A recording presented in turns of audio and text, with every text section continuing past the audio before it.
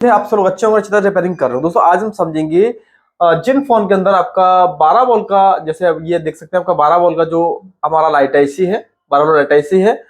अब ये किस तरह से वर्क करता है इस वीडियो से आप ये समझेंगे। मान लीजिए कि किसी फोन में 12 वोल्ट का आईसी लगा हुआ है तो सब में सेम डिजाइन होता है कि नहीं होता है। जैसे मान लीजिए अगर ये आपका एक क्वालकॉम बेस सीपीयू है, अगर इसमें आपका मीडियाटेक सीपीयू आता है तो उसमें जो 12 वोल्ट का आईसी लगेगा तो वहां पर सेम लाइन होगा कि नहीं होगा, जबकि सेम लाइन नहीं होता है। इसीलिए जिस फोन का डायग्राम नहीं होता, जैसे टेक्नो हो गया आपका, अदर मेट्रोला हो गया, आपके अदर किसी कंपनी के फोन में अगर 12 वोल्ट का लाइट आईसी लगता है तो पूरा आपको उसमें दिक्कत होता है। अगर कहीं भी थोड़ा सा भी फॉल्ट अगर आता है तो फिर आप उसे नहीं समझ पाते, क्योंकि आपको ऐसा लगता है कि 12 वोल्ट का आईसी अगर इसमें लगा हुआ है तो जिसमें जितनी भी लाइन जहां भी आईसी से आई है तो उसमें भी सेम आईसी से आएंगी, तो ऐसा कभी नहीं होता है। इस वीडियो में ये डाउट क्लियर होगा आपका कि 12 वोल्ट का लाइट आईसी लगी हुई है तो क्वालकॉम सीपीयू के लिए अलग होता है और वही मीडियाटेक सीपीयू के लिए इसकी लाइन अलग होती है। कौन सा लाइन अलग होता है तो ये वीडियो में हम देखेंगे। देखिए ये क्वालकॉम सीपीयू बेस है। ज्यादातर हमने दो सीपीयू के नाम रखे हैं, एक मीडियाटेक एक क्वालकॉम। अभी जो खुला हुआ है वो एमआई का 8A है क्योंकि क्वालकॉम बेस सीपीयू है। अब देखेंगे, देखिए यहाँ पर ये 12 वोल्ट की लाइट ऐसी है। अब हमें इसे समझना है तो देखिए इसमें ज्यादातर आप लोग जानते हैं कि लाइट के बनने के लिए हमें कौन कौन सा लाइन चाहिए। एक लाइट का एनोड जो कि ये रहा, नंबर सेकंड दो लाइन होती है हमारी K1 K2 जिसे कैथोड कहते हैं। आप देखो कैथोड का लाइन आपका यहाँ पर है, ये कैथोड का लाइन हो गया ये। और उसके बाद होता है आपका ये, जैसे हम लोग CABC या PWM लाइन के नाम से जानते हैं, तो ये लाइन भी आपकी यहाँ पर है जो कि सभी के सभी इस आईसी की आउटपुट लाइन होती है, जो कि हमारे डिस्प्ले कनेक्टर पर आती है जहां पर हमारा फोल्डर अटैच होता है। ठीक है, अब देखेंगे कि इस आईसी को, ठीक है, इस आईसी को कंट्रोल करने के लिए यहाँ पर सीपीयू से इसमें प्रोटोकॉल लगाया जाता है जिसे डेटा क्लॉक के नाम से जानते हैं। तो डेटा क्लॉक लाइन दोनों सीपीयू से इसके लिए आता है। ठीक है, अब इसे काम करने के लिए, डेटा क्लॉक को काम करने के लिए हम लोग क्या करते हैं, पुल अप वोल्टेज लेते हैं 1.8। ये देखिए 1.8 पावर आईसी से आ रहा है जो कि सीधा सीधा इनको पुल अप वोल्टेज यहां पर मिलता है नीचे, जब जाके हमारा ये प्रोटोकॉल काम करता है। इसके बाद आईसी को इनेबल करने के लिए, जैसे हम लोग जानते हैं कोई भी आईसी कैसे काम करता है, उसे चाहिए हमारा इनपुट, दूसरा EN, तीसरा प्रोटोकॉल, चौथा ग्राउंड और पांचवा आउटपुट। तो देखिए इसके अंदर हमने बीच पावर हमारा इनपुट हो गया, दूसरा EN।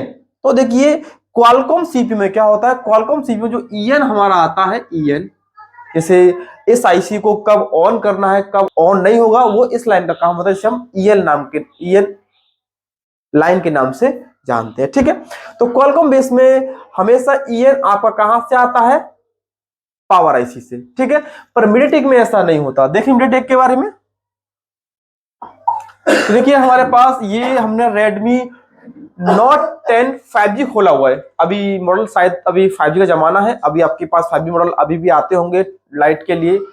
और मान लीजिए अगर इस फोन का अगर डायग्राम नहीं रहा आपके पास तो आप किसी 8A वगैरह से कंपेयर करते हैं तो फिर ये आप क्लियर नहीं कर पाएंगे, क्योंकि इसमें चेंजेस होता है। कैसे देखेंगे यहाँ पर, तो देखिए यहां पर भी यही 12 वोल्ट का लाइट आईसी है। अब देखो इसमें अंतर क्या है, थोड़ा सा जूम करते हैं और देखते हैं इसके डिफरेंट को।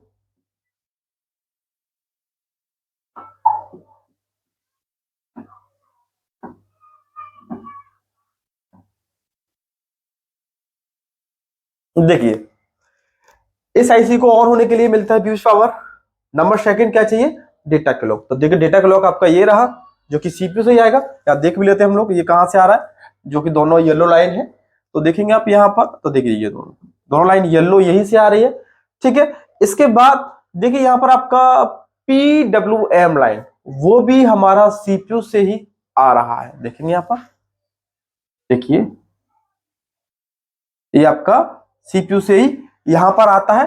ठीक है, नंबर थर्ड जो हम बात कर रहे थे, सबसे जो डिफरेंट लाइन है वो है EN। देखिए मीडियाटेक सीपीयू, क्योंकि मीडियाटेक सीपीयू आप देखेंगे यहाँ पर तो इसकी पावर आईसी देख सकते हैं, पावर आईसी मीडियाटेक कंपनी की है, तो ये मीडियाटेक सीपीयू हो गया।